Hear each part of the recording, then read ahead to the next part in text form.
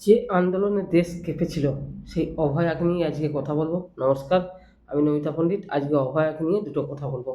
যে আন্দোলন নিয়ে আমাদের দেশ কেঁপেছিল আজ সেটাকেই কিন্তু অস্বীকার করা হচ্ছে। তাহলে আমাদের লড়াইটা কি সত্যি অর্থহীন হয়ে যাচ্ছে? না অর্থহীন ছিল? সেদিন সিপিএমের ডাকে কি সত্যিই অতগুলো লোক এসেছিল?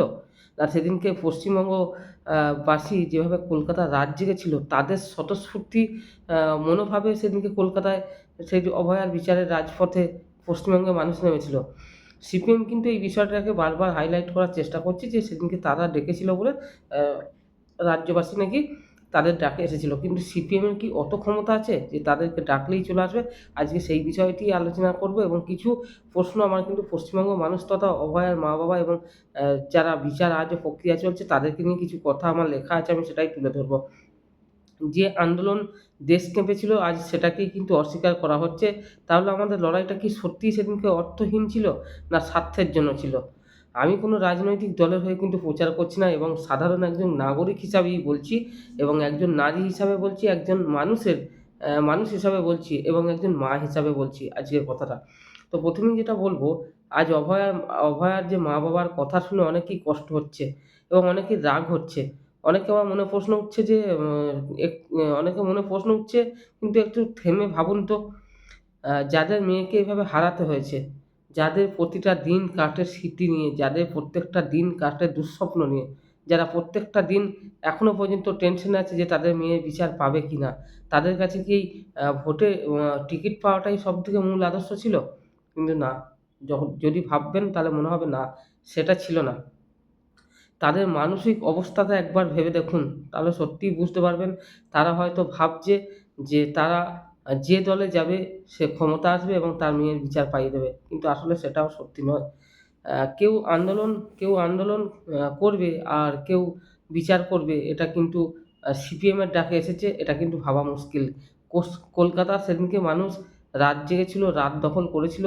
মানুষের স্বতঃস্ফূর্তি আহ্বান থেকে এসেছিল। সিপিএম এর ডাকে কিন্তু সেদিনকে আসেনি। আজকে সিপিএম দাবি করছে তাদের আ আ তাদের ইয়েতে কিন্তু এসেছে। কিন্তু সত্যি কথা বলতে সেটা কি সত্যি? যাদের মেয়েকে এভাবে হারাতে হয়েছে, যাদের প্রত্যেকটা দিন কাটে দুঃস্বপ্ন আর স্মৃতি নিয়ে, তারা মনে হয় বিচারের অপেক্ষায় লাস্ট দিন অবধি কিন্তু এখনো বসে আছে। তাদের মানসিক অবস্থাটা একটা ভাবুন। হ্যাঁ, হয়তো আজ আপনি বলছেন যে আন্দোলন করেনি, কেউ পাশে ছিল না, কেউ শুধু রাজনীতি করছে। তার মা হয়তো এগুলো বলছে। কিন্তু বলার কারণ কি জানেন তো? তার মা কিন্তু প্রচণ্ড কষ্টে এবং আবেগের মধ্যে আছে। এই কথাগুলো হয়তো শুনতে কষ্ট হচ্ছে। কিন্তু কারণ আমিও জানি এটা পুরো সত্যি নয়। আমরা সাধারণ মানুষ, অসংখ্য মেয়ে, অসংখ্য পরিবার রাস্তায় নেমেছিলাম সেদিনকে রাত্রে। আর এই দেশ দেখেছে একটা মেয়ে শুধুমাত্র নিজের জন্য নয়, অন্য এক মেয়ের জন্যও কাঁদতে পারে। পুরো ভারতবর্ষ তথা বিশ্বের প্রত্যেকটা দেশ দেখেছে যে সেদিনকে কলকাতার মানুষ কীভাবে রাস্তায় নেমেছিল এবং রাত দখল করেছিল। সেদিন যখন অভয়ার পরিবার অসহায় ছিল, যখন বিষয়টা চাপা পড়ে যাচ্ছিল, তখন হয়তো মীনাক্ষী মুখার্জী, কলতান দাশগুপ্ত এবং গাড়ি আটকেছিলেন, প্রশ্ন তুলেছিলেন। বিষয় হলো সেই শুরুটা না হলে হয়তো এই ঘটনা সুসাইড বলে চাপিয়ে দেওয়া হতো। কিন্তু আমরা কেউ জানতেই পারতাম না আমাদের আন্দোলন, আমাদের লড়াই সেটা কিন্তু শুধুমাত্র ভোট বা ক্ষমতার জন্য ছিল না। সেদিনকে লড়াইটা কিন্তু সাধারণ মানুষের স্বতঃস্ফূর্তি অংশগ্রহণের একটা অংশ ছিল এবং সেটা প্রত্যেক দলকে কিন্তু মানতে হবে। যে শুধুমাত্র তাদের ডাকে কিন্তু আসেনি। একটি মেয়ে যে দুর্ঘটনার সাথে তার সাথে যে ঘটনা ঘটেছে সেই ঘটনার জন্য পশ্চিমবঙ্গের সমস্ত নারী জাতি সেদিনকে কিন্তু রাত দখল করেছিল। এটা কিন্তু কোনো দল অস্বীকার করতে পারবে না। আর সেটাও কিন্তু এমনকি তাদের আন্দোলনের চাপেই কিন্তু সুপ্রিম কোর্ট নিজে থেকে আ আ সুও মোটো এই কেস নেন। এই ইতিহাসটুকু মুছে দেওয়া যায় না, দেওয়া উচিতও নয়।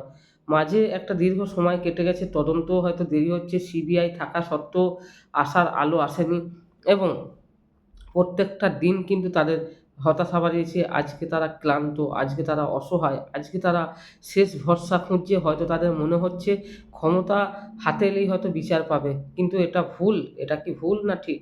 এটা কিন্তু সাধারণ মানুষ বিচার করবে। কিন্তু একজন মা-বাবার জায়গা থেকে আ এক এক এটা কিন্তু ভাবা খুব স্বাভাবিক ব্যাপার যে ক্ষমতা আসলে বিচার হবে তার মা-বাবা ভাবছে। কিন্তু একটা প্রশ্ন রয়ে যায়, বিচার কি সত্যি ক্ষমতার উপর নির্ভর করে? না ক্ষমতায় থাকলেই কি ন্যায় বিচার নিশ্চিত হয়ে যায়? এটাও কিন্তু প্রশ্ন একটা করে। হতে পারে, আবার নাও হতে পারে। আবার কিন্তু বিশ্বাসের জন্য যারা ক্ষমতায় প্রথম দিন থেকেই পাশে ছিল তারা কিন্তু রাস্তায় নেমেছিল। তাদের তাদেরকে সত্যি ছোট করাটা কি অভয়ার মা-বাবার সত্যি ঠিক হয়েছে? যারা সত্যিটা সামনে নিয়ে এসেছিল। কিন্তু এই মুহূর্তে অভয়ার মা-বাবার অত মাথার পরিস্থিতি ভালো নয় যে তারা ঠিক এবং ভুল বিচার করতে পারবে। তাদের কাছে একটাই বিচার, সেটা হচ্ছে তার মেয়ের বিচার, তার মেয়ের অন্যায়ের বিরুদ্ধে লড়াই, ক্ষমতার ব্যবহারের বিরুদ্ধে লড়াই, সেই সিস্টেমের বিরুদ্ধে লড়াই যেখানে বিচার দেরি হয় কিন্তু হারিয়ে যায় না। আমরা সবাই চাই অভয়া বিচার পাক। কিন্তু সেই চাওয়াটা যেন কাউকে ছোট করে না আসে। কারো অবদান মুছে যেন না দেয়। কারণ এই লড়াই একার নয়, এটা সবারই ছিল। একটা কঠিন সত্যি, দিল্লির নির্ভয়া বিচার পেয়েছিল। কারণ দোষীরা ছিল ক্ষমতাহীন এবং অর্থহীন। সেখানকার দোষীরা ক্ষমতাহীন এবং অর্থহীন ছিল বলে কিন্তু বিচারটা পেয়েছিল। কিন্তু এখানকার দোষীরা সমস্ত সরকারি অফিসার। এই যে একটা বিষয় বললাম, এই বিষয়টা কিন্তু অত্যন্ত দামি বিষয়। কিন্তু অভয়ার ক্ষেত্রে পলিটিক্যাল পাওয়ার, মানি পাওয়ার, এই দুটো প্রশ্নের মধ্যে আছে। আর এই সমাজ আজও বিচার অনেক সময় কিন্তু শক্তিগুলোর উপর নির্ভর করে। এটাই আমাদের সবচেয়ে বড় ভয় আর লজ্জা। অভয়ার বাবা-মায়ের কষ্ট আমরা কখনো বুঝে উঠতে পারব না। তাদের প্রতিটা কথা, প্রতিটা রাগ একটা ভেঙে যাওয়া জীবনের আর্তনাদ। তাদের এই আ কথাকে কেউ আঘাত ভাবলে চলবে না। তারা প্রত্যেকটা পয়েন্টে ভুল করছে এবং প্রত্যেকটা পয়েন্টে ভুল করবেও। হয়তো আজ তারা শেষ ভরসা হিসাবে ক্ষমতার দিকে তাকাচ্ছিল, কিন্তু সেই ভরসাও তাদের মাটি হয়ে গেল। তার কারণ তারাও কিন্তু বিজেপি থেকে টিকিট পেল না। হয়তো মনে করছেন এই বিচার পাওয়ার একমাত্র পথ এই ক্ষমতা আসলে হয়তো হবে। কিন্তু একটা কথা ভুলে গেলেও চলবে না, এই লড়াইটা শুধু তাদের একার ছিল না, আজও না। এই প্রথম থেকেই ছিল, পাশে ছিল সাধারণ মানুষ স্বতঃস্ফূর্তভাবে পাশে ছিল। সিপিএম বলুন, বিজেপি বলুন, সবাই পাশে ছিল। যারা প্রথম দিন থেকে পাশে ছিল, যারা নিজের মেয়ের মতো ভেবে রাস্তায় নেমেছিল, তাদের অবদানটুকু যেন কখনো ছোট না হয়। এটা কিন্তু অভয়ার মা-বাবা কিন্তু বুঝতে পারছে না। পশ্চিমবঙ্গের মানুষ কিন্তু এটা বুঝতে পারছে। তাই সকলকে বলব অভয়ার বিচারের জন্য আজও আশায় থাকুন। কিন্তু দিল্লি নির্ভয়া কেসে তারা ছিল গিয়ে খুবই খ মানে তারা ক্ষমতাশালী ছিল না। তাই তাদের বিচার হয়েছে এবং তাদের সাজা হয়েছে। কিন্তু অভয়ের জন্য এই সাজা হওয়ার নয়। এটা কিন্তু সাধারণ মানুষও বুঝতে পারছে। ভোট আসবে, ভোট যাবে, কিন্তু তার মায়ের কোলে মেয়ে ফিরে আসবে না। তো সকলকে একটা কথাই বলব, অভয়ার জন্য বিচার আজও চাইবেন। কারণ পশ্চিমবঙ্গের মানুষ কিন্তু অভয়ার পাশে আজও আছে। তো সকলকে নমস্কার জানিয়ে আজকে ভিডিওটা শেষ করলাম এবং যদি কোনো ভুল ত্রুটি হয় তাহলে ক্ষমার চোখে দেখবেন অভয়ার মা-বাবা তথা আ পার্টির লোক যারা ভুল ত্রুটি করছে। সকলকে নমস্কার জানিয়ে ভিডিওটা শেষ করলাম।